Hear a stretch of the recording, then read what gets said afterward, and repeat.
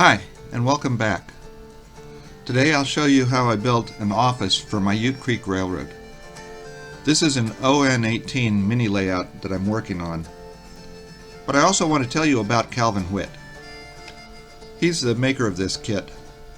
And I met this young man at the Harrisburg Narrow O summer meet a couple months ago.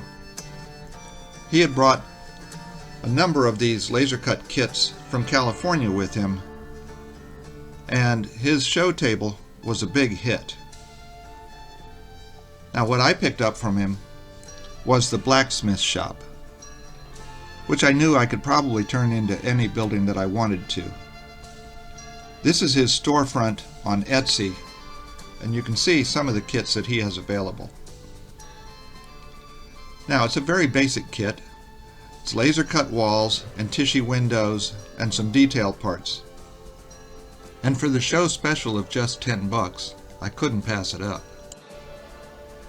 This shows all of the parts laid out, and it's very nice laser cutting.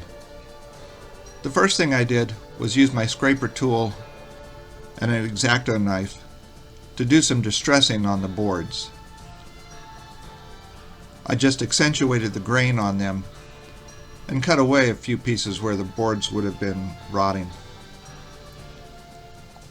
Then I went ahead and did what I do to the back of all of my false front buildings, and that's I carved the boards into the back of the false front as well.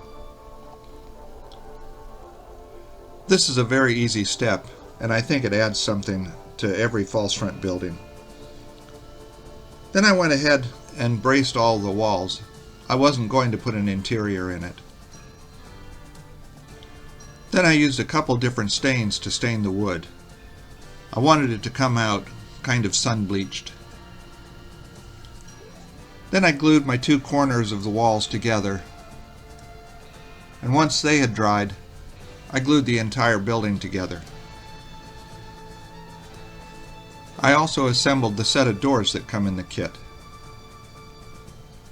Then I used a parchment-colored chalk paint along with some flow aid to dry brush on some paint onto the corner posts and onto the front posts that go on the building.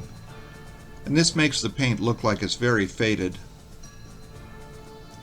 Now I made a sign for the office for my railroad and just printed it out. My Ute Creek Railroad is going to be a small mining line in northern New Mexico. And I attached the sign to a thin piece of plywood and then attached that to the building over the doors.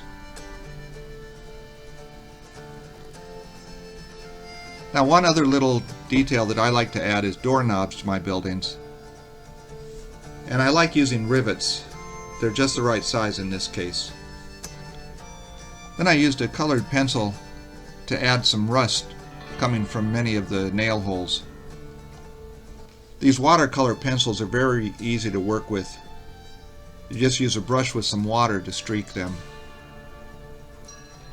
Then I went ahead and added some wood grain to the tissue windows using my scraping tool. Then I airbrushed them with burnt umber, and when they were dry, they were a similar shade to the laser board that had been used for the corner posts, so I could go ahead and paint them the same way, and they came out looking very similar. One thing that I like to do is mix up a very, very thin wash of raw umber and apply this to the windows of my buildings, and it makes them look like dirty windows. And I really like the effect that it gives without having to use dull coat or some other method. Now I started working on the roof, and I had found this smoke jack in my junk drawer, and I thought it would be perfect for the building. So I cut a hole for it. Now the tar paper roof I was going to be using was from Mine Mount Models. And the first thing I did was paint it with a flat black. After that, I used a couple different grays from Mission Models to airbrush some streaking onto the strips. Then I went ahead and peeled them off and cut them to fit and stuck them onto my roof. After I had done that, I went over the whole roof with some sandpaper to do some more weathering on it. Then I glued it in place on top of my building. Then I used a couple more Mission Models washes to apply rust to my smoke jack.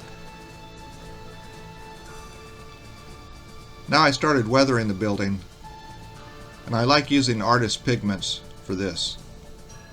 The first weathering that I did was on the roof, and you see here the kind of effect that you can get. It really dulls it down and gives it a dusty appearance.